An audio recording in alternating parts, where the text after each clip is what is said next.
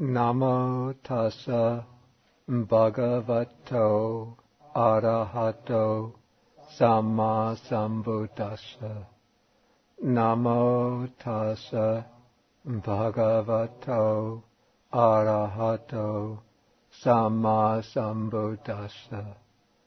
Namo tassa bhagavato arahato samma sambuddhassa. Good evening, everyone. Yeah, there were two separate handouts, so anybody who didn't get any, get both. The newcomers, did you get the handouts? Okay. Yeah, they got already. Okay, today we will be taking a look at Sutta number 52 of the Majjhima Nikaya. This is called the Āṭṭhakanāgara Sutta. The title means the man from Āṭṭhaka.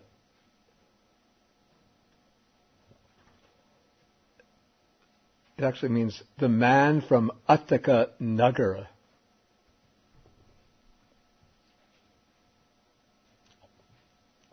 Apparently, Āṭṭhakanāgara was the name of a city or a town, and this was a person who came from that town. His name was Dasima. Dasima means the 10th. He must have been the 10th child in the family, so they just called him Dasima, and that became his name.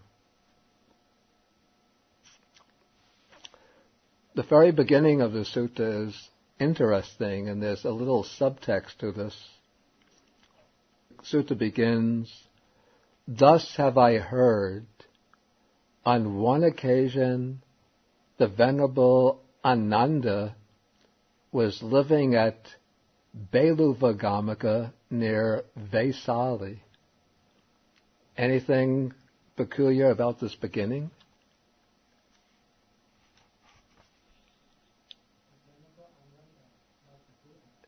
Yeah.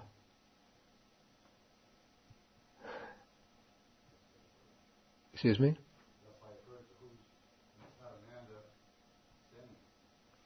No, I mean, thus have I heard. Every sutta begins with thus have I heard.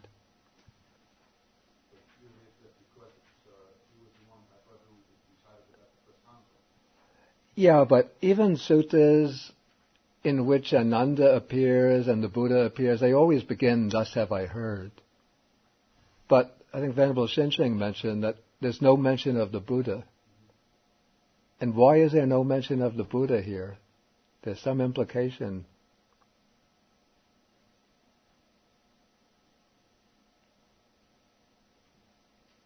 Is it after the parinirvana? Exactly.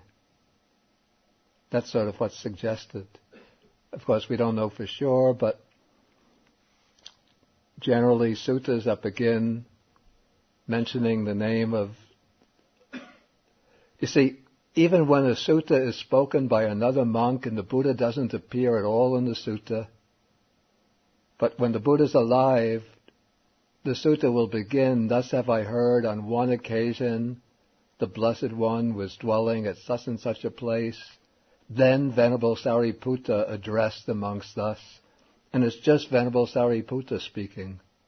But still, when the Buddha is alive, they mention where the Buddha is at the time. But when the sutta begins, "Thus have I heard on one occasion," it could be the Venerable Ānanda, or on one occasion the Venerable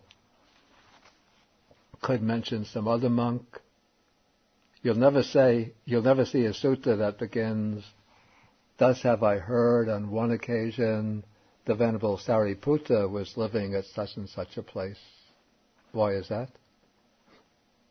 Sariputta died before. Exactly, yeah. Because Venerable Sariputta and Venerable Moggallana, both of them passed away before the Buddha passed away. They both passed away, I think, a few months or within about a year before the Buddha passed away.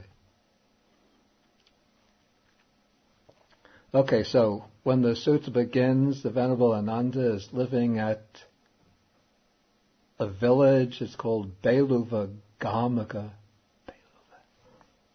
And this is near a famous city, big city, popular city called Vesali. This was the capital of the Lichavi Republic.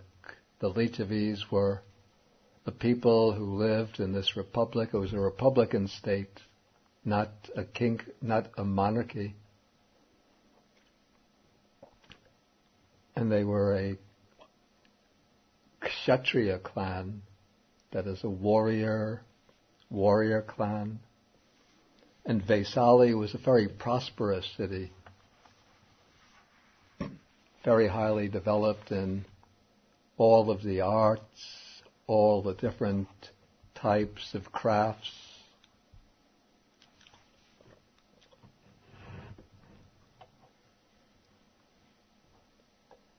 Okay, and on this occasion, this householder named Dasama, who comes from some place called Aṭṭhakanāgara, we don't know anything else about it,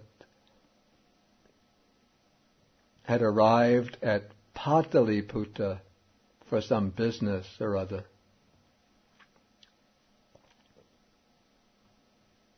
Pataliputta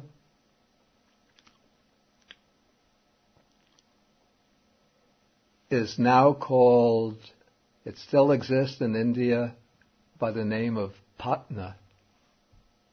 It later became the center of, I think, of King Ashoka's empire. It became the center, the capital city of King Ashoka's empire.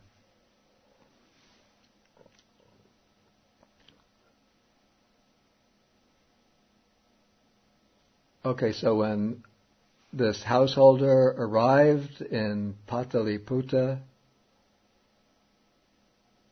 when he finished his business, then he went to a monastery that was there. It was called the Kukutarama, which means the chicken's park.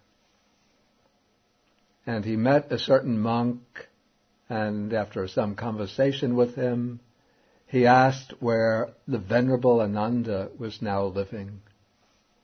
This householder must have been maybe fond of the Venerable Ānanda. He might have met him before, or else he must have heard of Venerable Ānanda's reputation as having been the personal attendant of the Buddha. And so this monk told the householder that the Venerable Ānanda is now living at Beluvagamaka, near Vesali. Okay, and so when the householder had finished his business in Pataliputta, he went to the Venerable Ānanda.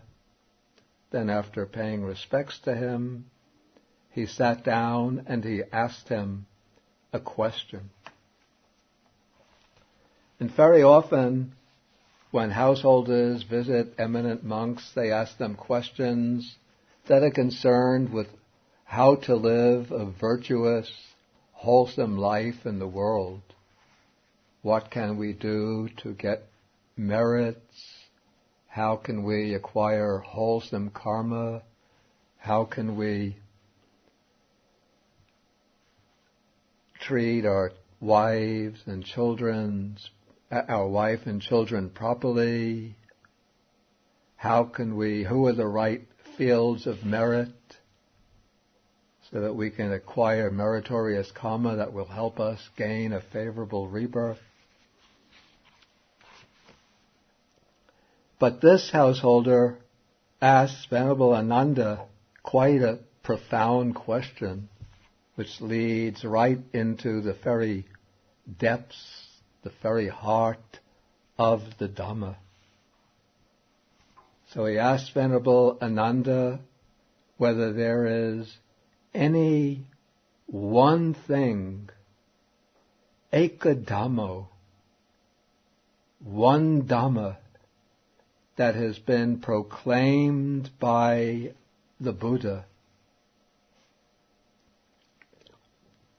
wherein if a monk dwells diligent, ardent, and resolute, his unliberated mind comes to be liberated. His undestroyed asavas, the taints, the influxes, the defilements, come to be destroyed, and he attains the Anuttara Yoga Kema, the supreme security from bondage that he had not attained before. And so this man from Aṭṭhakanāgara is asking whether there is any one practice that can lead directly to the highest realization, the highest fruit, something that will lead to complete liberation of the mind, to the destruction of all the defilements, and to that ultimate goal of the spiritual life. And all of this is put in a way by saying that, qualified by saying that the unliberated mind comes to be liberated, the undestroyed taints are destroyed, and the supreme security of bondage not attained before is attained. He seems to be asking whether there is any way that one can go all the ways directly in one shot from the stage of a worldling to the stage of arhatship. As I explained last week, was it last week or 2 weeks ago? 2 weeks ago. Usually in the progressive development in the Buddha's teaching, the early Buddhist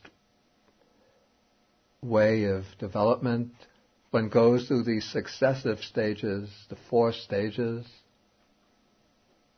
stream entry, once returning, non-returning, arhatship. Well, what's very common, it seems, in the early suttas is for a disciple to go from the stage of worldling to the stage of stream enterer, and then to go from the stage of stream enterer to the stage of arhat.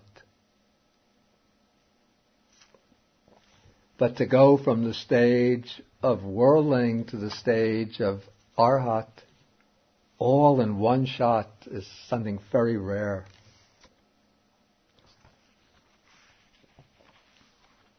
But it seems, the way I would understand it, like that is the point of this householder's question.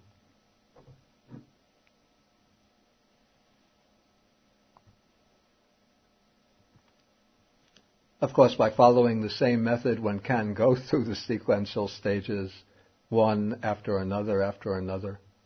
But I think, it's the way I would understand it, what's in the back of the householder's mind is there one way that one can go all the ways up to the 4th stage, the final stage, without even passing through the intermediate stages?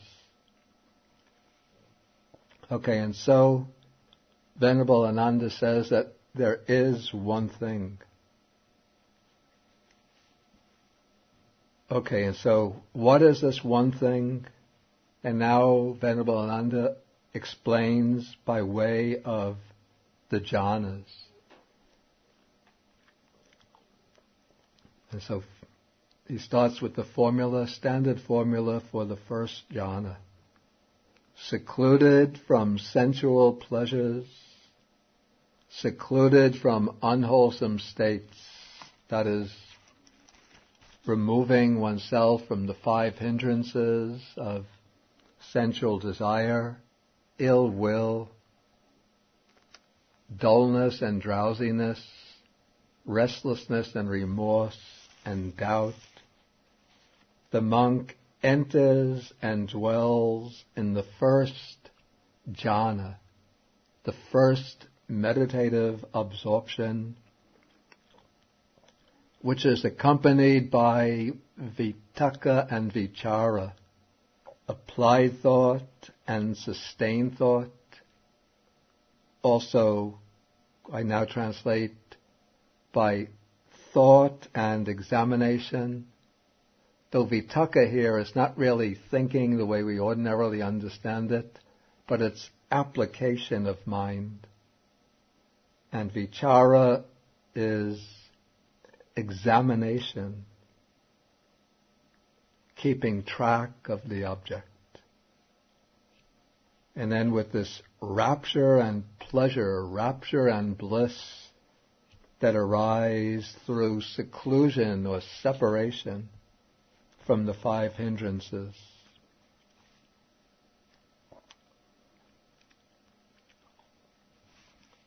Okay, that provides the base of samadhi, of concentration.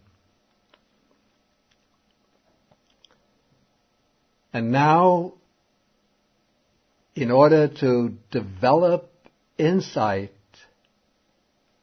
the monk is going to examine or investigate this jhana and investigate it very sharply from the standpoint of its conditionality. This seems to be an extremely concise, very compressed way of developing insight, rather than taking the jhana apart into the five aggregates and investigating each of the five aggregates, rather than investigating it in terms of the different constituents of the jhana. He just takes the jhana as a whole and understands it, sees it, that this jhana is something conditioned.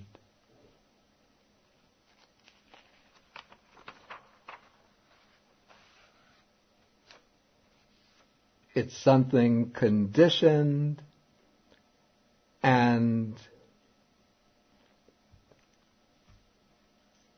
volitionally produced. Here these two Pali words are quite important.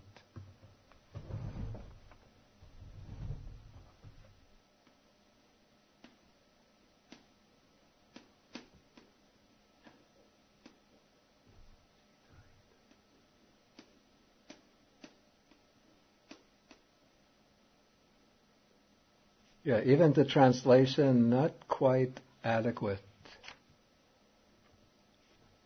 You see, the word sankatang, without the prefix, is what we would translate conditioned.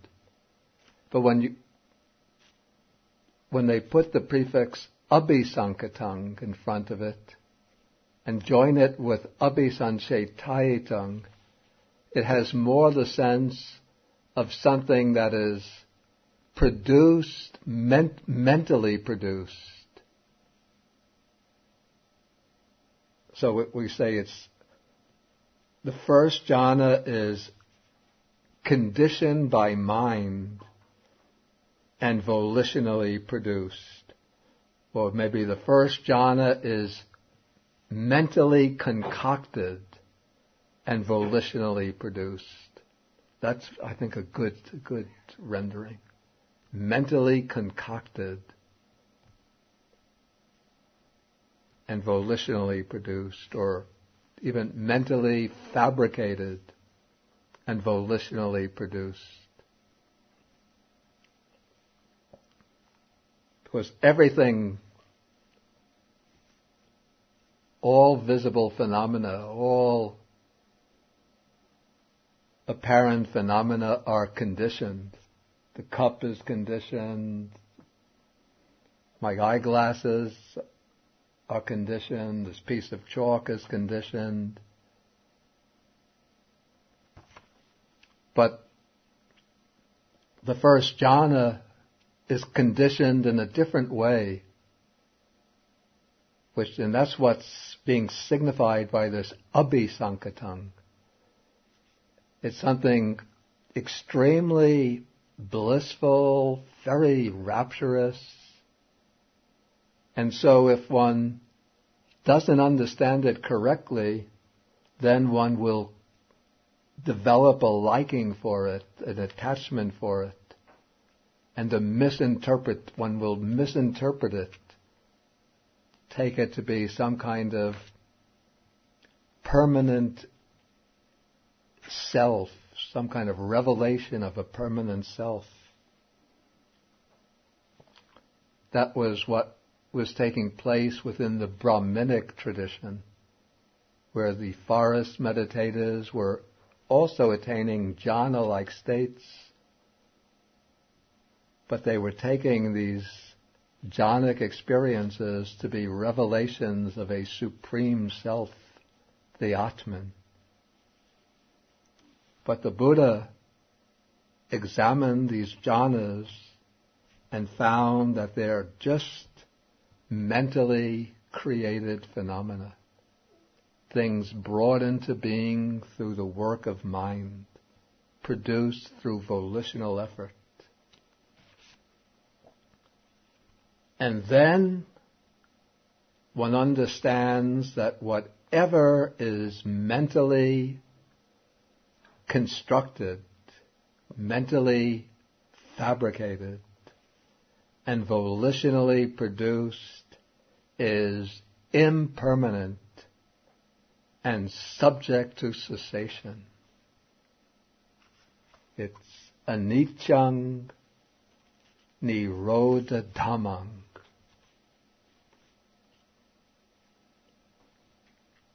And now Ānanda says that if this monk is steady in that, if he can hold firmly to that insight into the impermanence of this conditioned and volitionally produced nature of the jhana, it's possible that he'll attain the destruction of the taints, the destruction of these fundamental defilements right on the spot.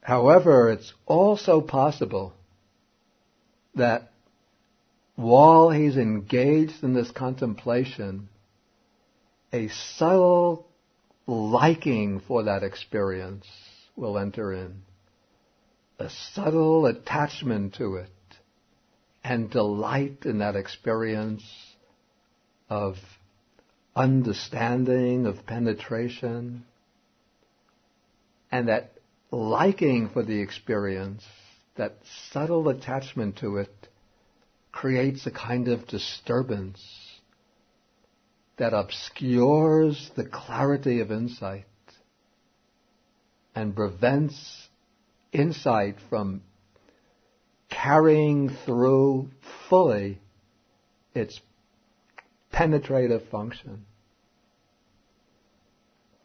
And in that case, one does not attain the complete destruction of the taints,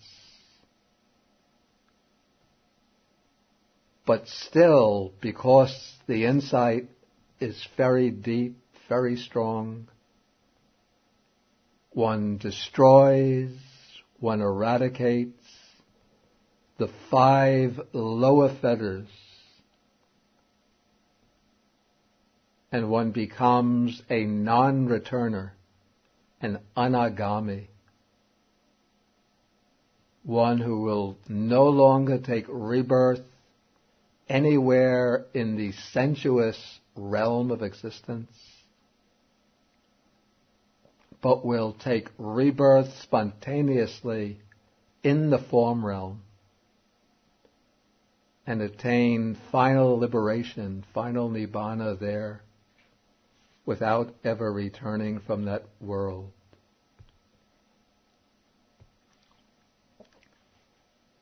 What are the 5 lower fetters?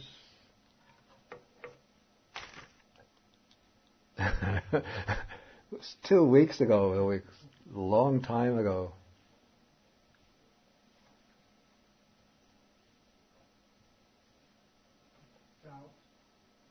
Oh, let's get them in this. Excuse me? No, we have to get them in proper sequence.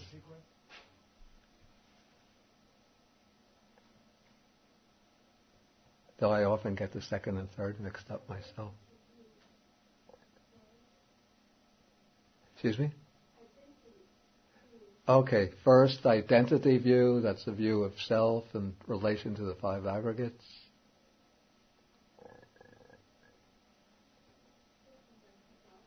Second is doubt. Attachment to rites and rituals. Yeah, attachment to rites and rituals, or sometimes called wrong grasp of precepts and observances. And fourth is sensual desire. And fifth is ill will. Okay, so those are the 5 lower fetters.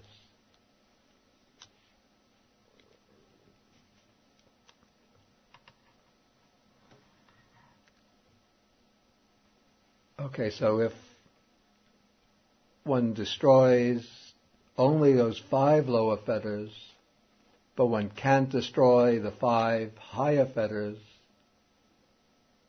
then one becomes the non-returner.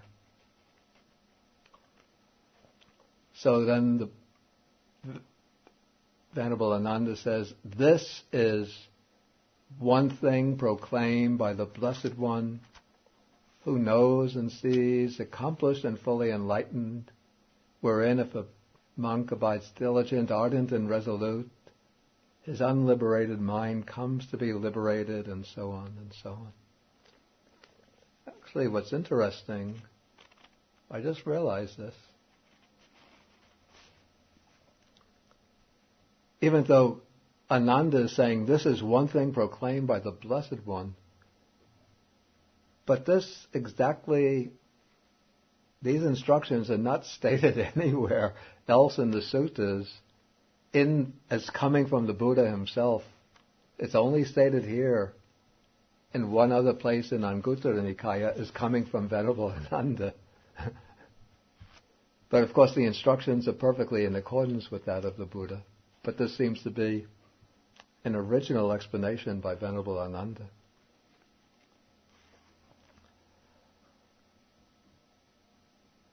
Okay, then paragraphs 5, 6, 7 repeat the same thing based on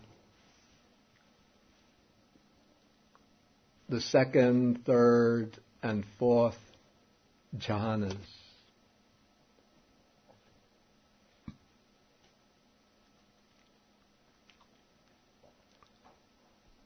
Okay, now starting in paragraph, and so when we come to the end of paragraph 7, though Venerable Ānanda is saying this too is one thing proclaimed by the Blessed One, but we've even gone beyond one thing, but we've already come to 4 things. That is, one can use any of these jhanas, any of the 4 jhanas, as a basis for samadhi. And with that basis of samadhi, one can then develop that insight into the conditioned nature of the jhana, the volitionally conditioned nature of the jhana. And from the volitionally produced nature, one gains insight into impermanence and cessation. And why different jhanas are used, I guess because different meditators will be able to develop this effective insight. But let me put that differently. Different meditators will need a different degree of concentration, a different strength of concentration in order for that insight to become effective. Some can gain it just on the first jhana, others go to the fourth jhana to attain it.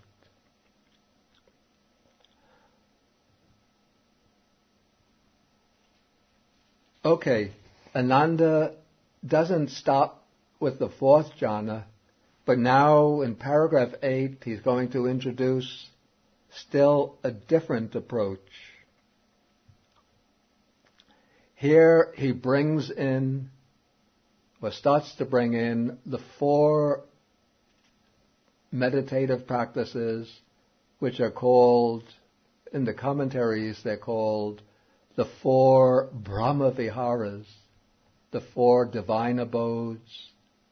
They're also called the 4 immeasurable states, the 4 infinite states, because they're developed immeasurably towards all beings. And though we've gone through the 4 divine abodes in earlier classes, but I never made up a table for them, so just this evening I decided to go through them by way of a table. It makes it very easy to grasp when you have it laid out in the form of a table. One could see, when you just have the names, loving kindness, compassion, sometimes it's difficult to understand what is exactly meant by each one, what is the difference between them. When it's laid out in the form of a table, then one could see what each one means, what are the subtle differences between them. Okay, so the first is called metta in Pali, which we usually translate or often translate loving kindness. It's based on the word mita, which means friend. So one could also translate it friendliness, but to my mind, friendliness is just too much of a common quality, whereas loving kindness has a deeper meaning. And the way metta is formally defined is said to be the wish, the deep and sincere wish for the welfare and happiness of all beings, oneself and others. And each of these divine abodes has what is called a near enemy. That is, a quality which seems similar to itself, but is colored by some defilement, and so it's really different. And then a far enemy, which is the opposite or opponent of that divine quality. So the near enemy of loving kindness is personal attachment, is a worldly affection, the kind of love which involves clinging and possessiveness. And its far enemy is ill will, hatred, aversion.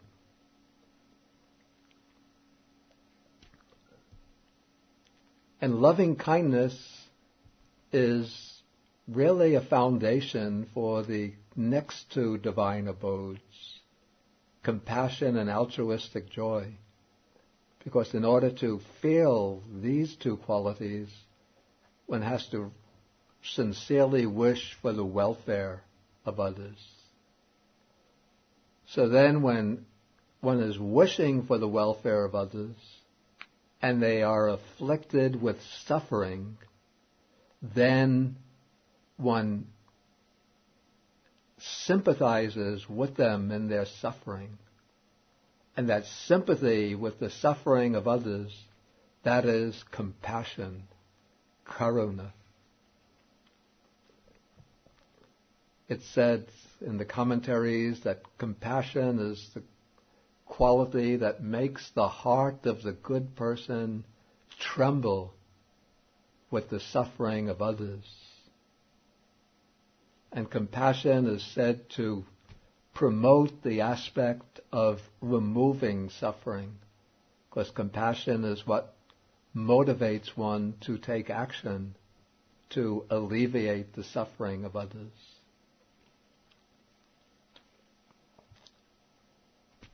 The near enemy of compassion is worldly grief.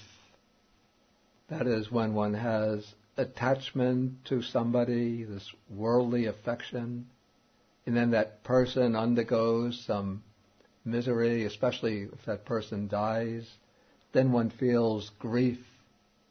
But that grief is not really sorrow for the other person, but usually it's sorrow for oneself, because one is deprived of the company of that person.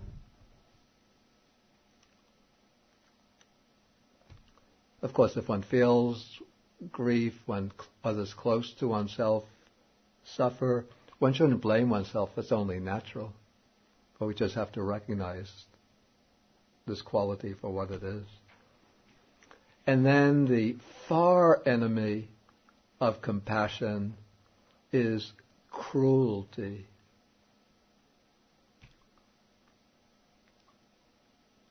That is, cruelty is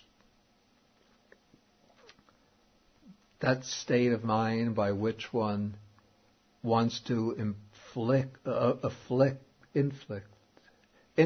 suffering on others, by which one takes pleasure in inflicting suffering on others.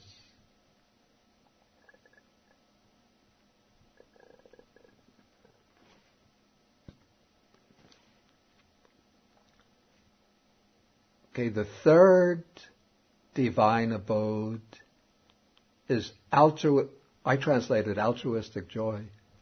The Pali word is mudita, which taken by itself can mean simply joy. But in this context, we have to understand that it's a state,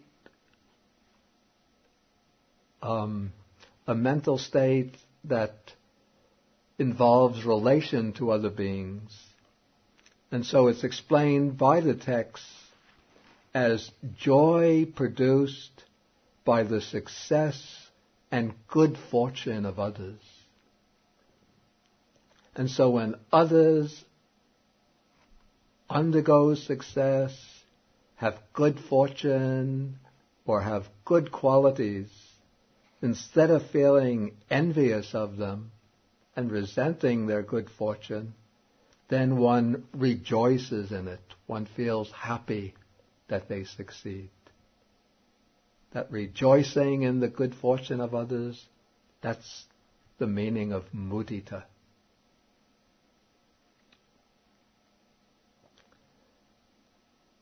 Okay, the near enemy of mudita is called worldly joy.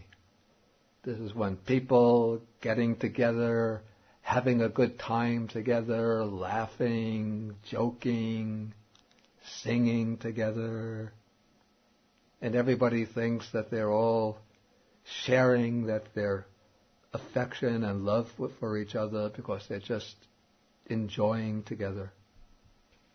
But that's not really this mudita or altruistic joy.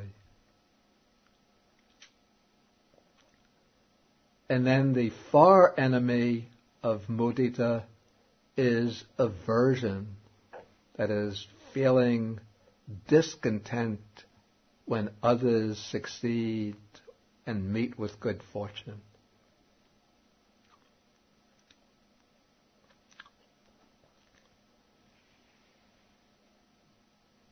Okay, the fourth divine abode is equanimity. This is called upekkha. Now, upekkha, equanimity, is explained as impartiality towards living beings. It means not having preferences or favoritism, not making distinctions or discrimination, but looking at all beings, and for us humans, especially other people, with a mind of equality, not favoring this one and having any kind of diminished appreciation of somebody else. Sometimes outside interpreters of Buddhism think that Buddhism takes equanimity as the highest goal, and then they interpret equanimity to mean indifference or just cold neutrality or cold apathy or indifference. But that's a misrepresentation. And in fact, it's said that the near enemy of this upekkha is this dull indifference or apathy, this kind of worldly indifference of simply not caring. This is called the apathy or indifference which is born of ignorance.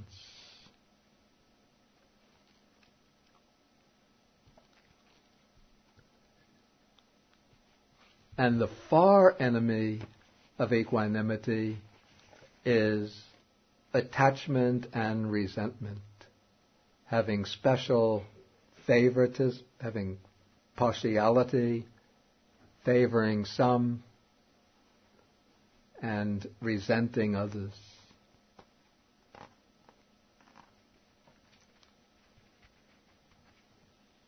Any questions on the four divine abodes?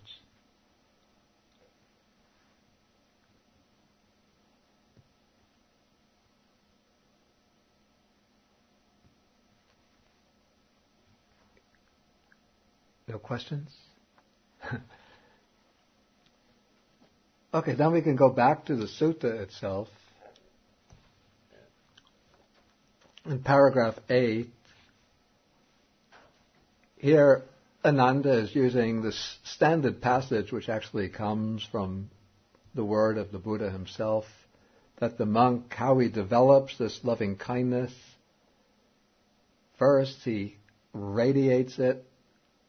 And this is not the gradual instruction for developing loving kindness, but this is describing a monk who's already gone through the elementary step-by-step instructions and is now radiating the loving kindness to the different quarters or directions. First one quarter, then the second, then the third, the fourth, above, below, around, and everywhere.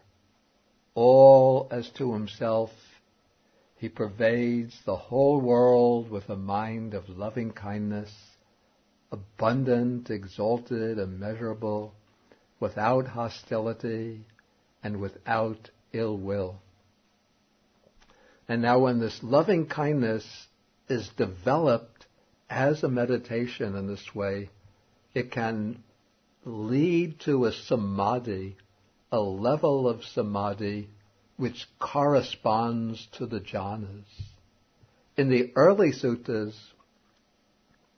we don't find the Brahma-viharas actually explained as states of jhana, but the commentaries say that one develops the Brahma-viharas to the level of the first, second, or third jhana. And the fourth Brahma-vihara, equanimity, is developed to the level of the fourth jhana. And so this loving kindness, when it becomes immeasurable or infinite, is a state which is really a jhana-like state of concentration, of deep meditative absorption. And one dwells in it for a long time until one is fully immersed in it. And then after one becomes very familiar with it and has mastered it, then one emerges from it and investigates it in the same way. This deliverance of mind, this liberation of mind through loving kindness is, again, abhisankatang, abhisanchetayitang. It's mentally fabricated and volitionally produced. But whatever is mentally fabricated and volitionally produced is impermanent, subject to cessation. And again, if he is steady in that, firm in that, able to sustain this insight, hold it clear, unflinching, then he directly realizes the eradication of the defilements, the destruction of the taints. But if there's some subtle attachment to the experience, some subtle delight in that experience, then that creates this interference or disturbance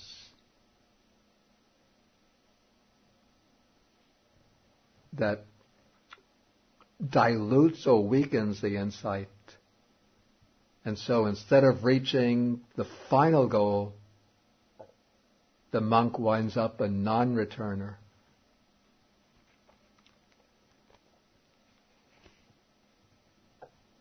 Okay, and so the same method goes for the development of compassion, development of altruistic joy, and development of equanimity.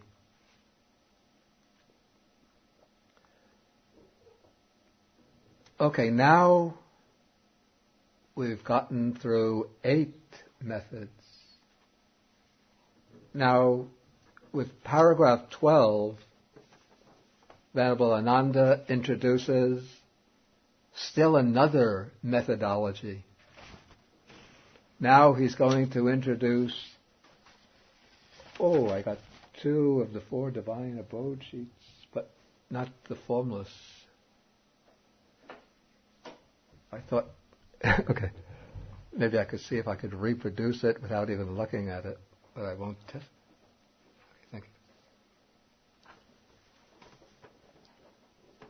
Okay, so now Venerable Ānanda introduces the first of the formless meditative attainments. And he's going to explain the same method with regard to 3 of the 4 formless meditations. But I've made up a table which has all 4 of them, so we can go through all 4 of them. I don't think I've ever gone through them systematically, and I didn't make up a table of them previously.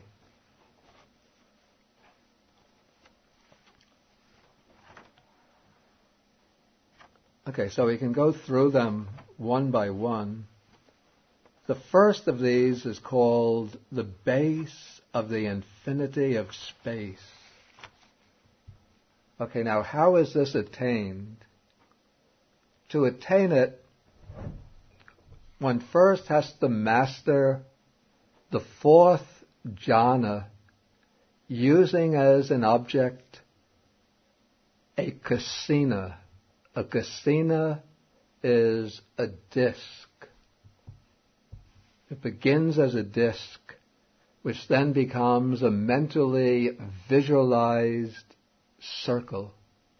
It can be a circle representing one of the 4 elements, earth, water, fire, or air. I don't know how the air element would be represented. Or it can be a circle representing one of the 4 primary colors, blue, yellow, red. or white. Okay, after one gains the 4 jhanas based on, let us just take a blue kasina, then one has to extend the kasina, that is to widen the kasina, so that this colored form, this colored circle that one is inwardly absorbed, visually absorbed in, mentally absorbed in, expands and expands and expands, till one makes it extend boundlessly, so that it covers the whole visual field. So one is completely engulfed in this experience of blueness. And one is now absorbed in the 4th jhana on an immeasurable blue kasina. Okay, then to proceed from the 4th jhana based on this immeasurable blue kasina to the base of infinite space, one first considers that this 4th jhana, though it's very peaceful, it's still somewhat defective because it has a form object. And one considers that a meditative attainment without any form would be much more peaceful. And then one makes the determination to reach the base of the infinity of space. Then what one has to do is mentally remove the color which is occupying that space, to sort of mentally roll up the color of the colored kasina and cast it away. And when one removes the colored kasina, all that is left is that boundless space that the kasina was occupying. And so the base of the infinity of space is this meditative attainment which takes as its object this space perceived as infinite. In the formula that we have in the sutta, in paragraph 12, it said that this is attained with the complete surmounting or transcending of perceptions of form, with the disappearance of perceptions of sensory impact. There's no sensory impingement here, no involvement of an actual sense faculty. And there's no attention to any perception of diversity, no variations in perception. One is simply aware that space is infinite. And in this way one enters and dwells in the base of infinite space.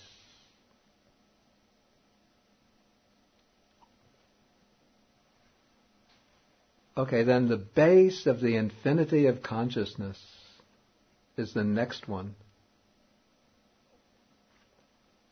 After one masters the base of the infinity of space, in order to go on to the base of the infinity of consciousness, one now takes as one's object the consciousness that was pervading, that it had occurred pervading space as infinite. The mind that was aware of infinite space. You see, when one was in the base of the infinity of space. The mind was there, aware of infinite space. And so one now turns the mind back to become aware of that state of mind that was conscious of infinite space. And that state of mind that was aware of infinite space is experienced as infinite.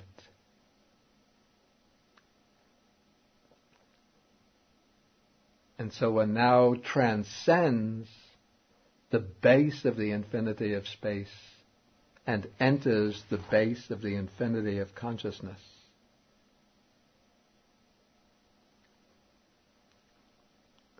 If it sounds very abstract, don't worry about it.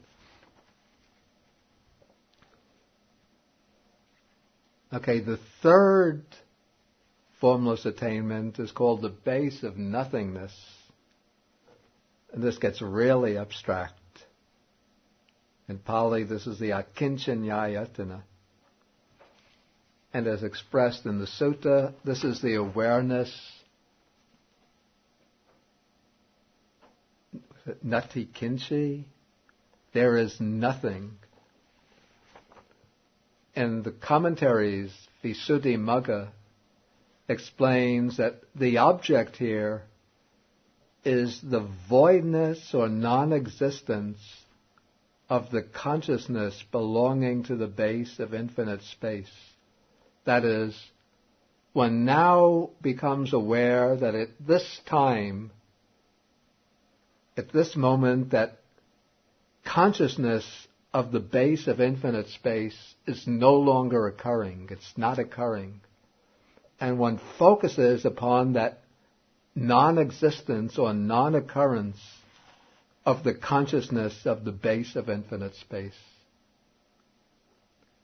And by focusing the mind on that non-existence, non-occurrence now of the consciousness of the base of infinite space that had been occurring earlier, then one enters this base of nothingness.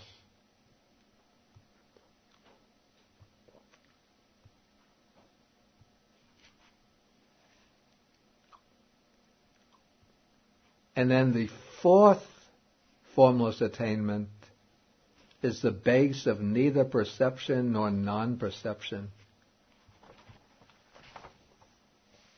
This is not mentioned in the sutta itself because this state is so subtle that one can't even do insight on it.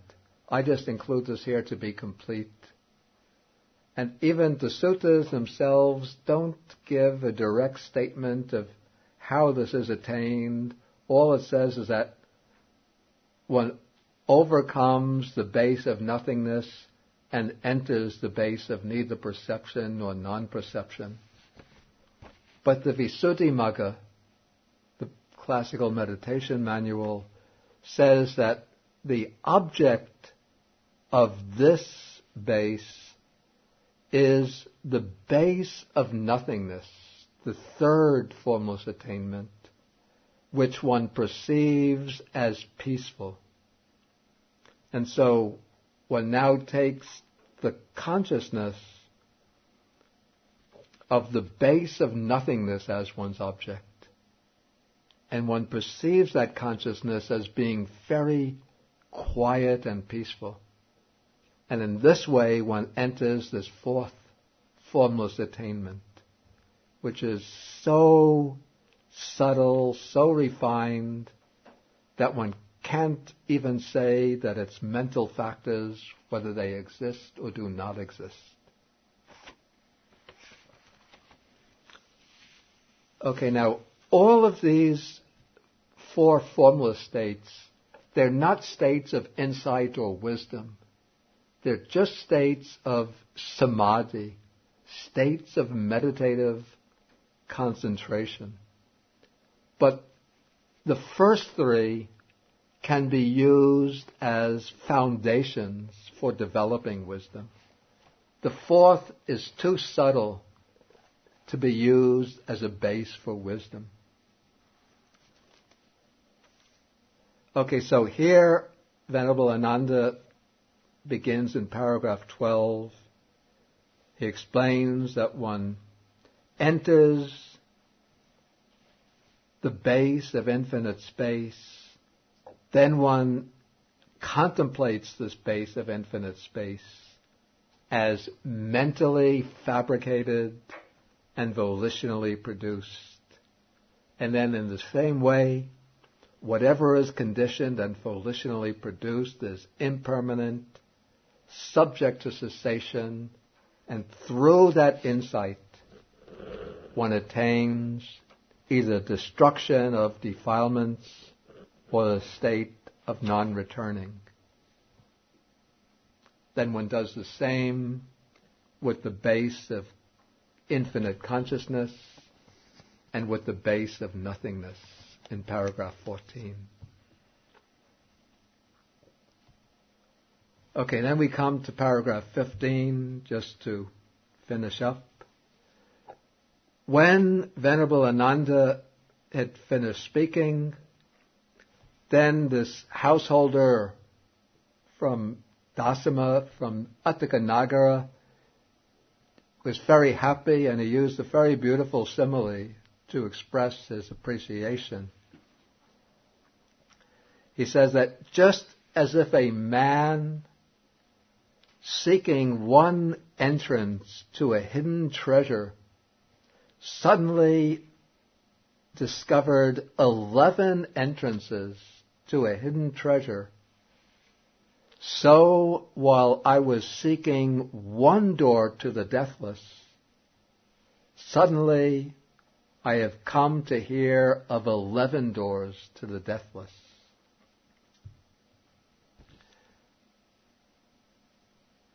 And just as if a man had a house with 11 doors, and when that house caught on fire, he could flee to safety by any one of these 11 doors, so I can flee to safety by any one of these 11 doors to the deathless.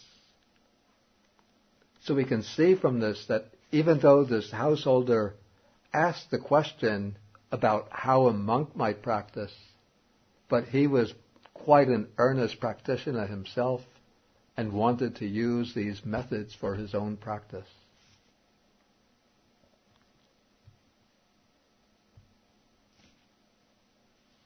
And so now the householder wanted to make an offering to the Venerable Ānanda, and so he then assembled all of the monks from Pataliputta and Vesali together. There must have been quite a big sanghas in both of these cities, and he served them all with various kinds of good food, and he presented a pair of cloths to each monk, and he gave the triple robe, the 3 robes, to the Venerable Ānanda, and he had a dwelling, a living quarters worth 500 kahapanas. That was the monetary unit used in those days. Worth 500 kahapanas built for the Venerable Ānanda.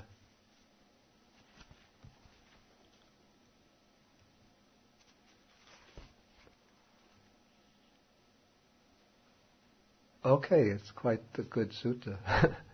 Any questions? There are 4 jhanas Yeah, and 4 formless attainments yeah. and 4 There are 4 divine abodes. then altogether there are 12. Yeah, but you see, only 3 of the formless attainments are used as a basis for developing insight. Because the 4th formless attainment, the base of neither perception nor non-perception, is very subtle. So it's not mentioned here.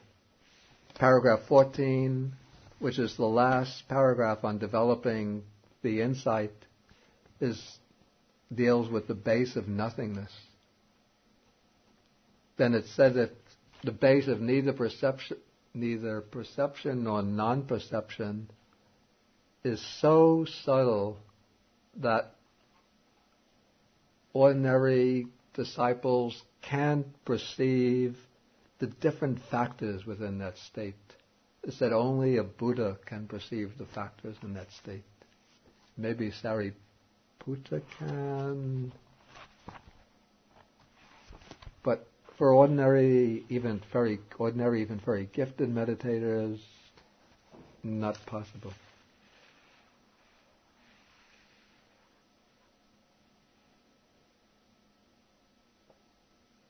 Yeah, even Venerable Sariputta, when he enters the fourth formless state, he doesn't distinguish the different factors in that state. But he can just know that he's entered that state and emerged from it. That's in Sutta number 111 on page 901 to 902. You mentioned once in the sutta, samatha and vipassana, that is to say, in the first jhana there is also the consideration of the insight. But in commentary after the this question whether one develops the insight while in the jhana itself or after emerging, I have to say now, after giving this... Suppose in the jhana one is not able to do the insight, but after emerge out from it, then one can do the insight out. Probably neither perception nor non-perception, because according to the understanding, it is also conditioned by volitional will. I guess in that general way, one could certainly understand it as conditioned and volitionally produced. Wait, say your point again.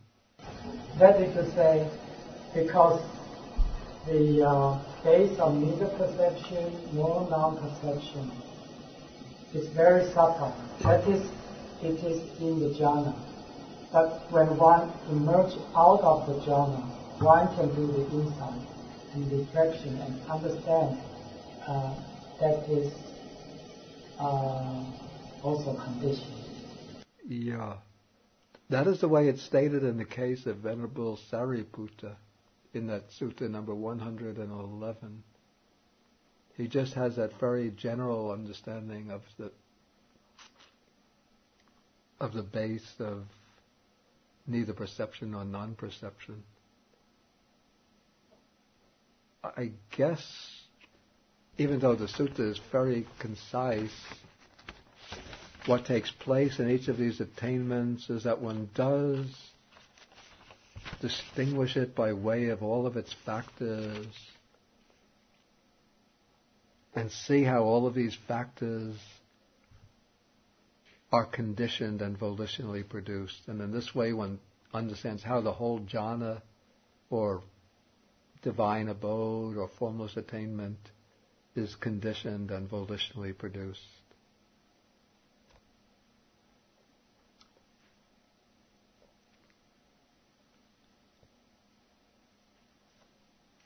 Whereas one can't do that with the fourth formless attainment.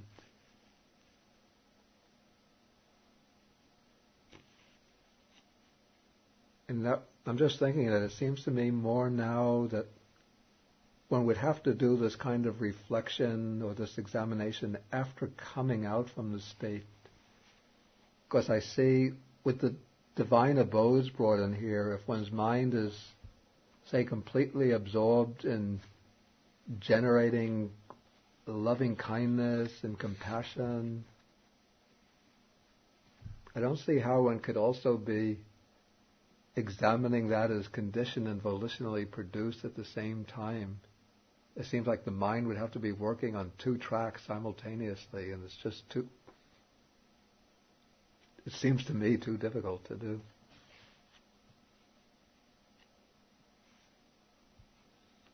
Yes, George? I have a question about the divine abodes. Yeah. You said earlier that the art emphasized as a path to enlightenment. Yeah. And I was just wondering about how one should consider them. It seems to me in the practices for loving kindness, it's a pretty active exercise. Yeah. And to enter into the state of samadhi, you would have to focus on one thing, while the exercise of loving kindness is so active. I'm not quite sure I understand the question. How can the divine abodes become a state that's like a jhana? When you say that loving kindness is so active, you mean it impels a person to activity? Well, the usual exercise I've heard, you consider yourself near relatives. Yeah. Yeah. Enemies. Yeah. And so it's an active mental exercise. You mean, I see. You mean that one is using the mind discursively a lot. Yes. So how can it eventually lead to a jhanic state? Yes. Okay. You see, those early stages of using the different people as a basis and the different reflections as a basis for developing, that is the method for generating loving kindness, for arousing it. But once the loving kindness starts to awaken and is aroused and then starts to become fortified, then one doesn't have to use those techniques, but one is able to consolidate it and fortify it and then just radiate it. And then the radiation doesn't depend very much on verbalization. And as one is able to radiate it, then the verbalization subsides and it becomes a non-verbal practice. And then the mind becomes absorbed in that radiation until it carries on, it develops a momentum of its own.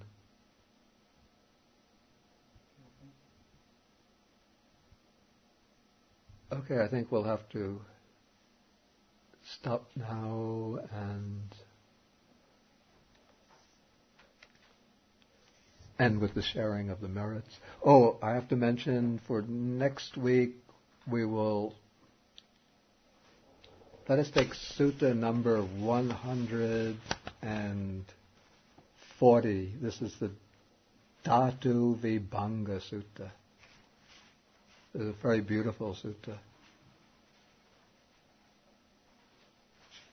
This is called the analysis of elements, or exposition of elements.